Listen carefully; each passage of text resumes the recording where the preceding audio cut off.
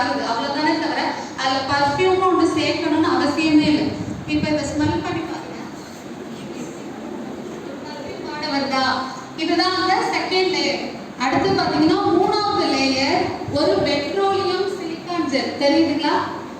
தெரியுதா? இது வந்து பெட்ரோலியம் சிலிக்கான் ஜெல்னா நார்மலா ஒரு லேப்டாப் எலக்ட்ரானிக் குட்ஸ் வாங்கும்போது ஒரு குட்டியா ஒரு வெள்ளை கலர்ல ஒரு பேக் வச்சிருப்பாங்க, சின்னதா. பார்த்திருக்கீங்களா?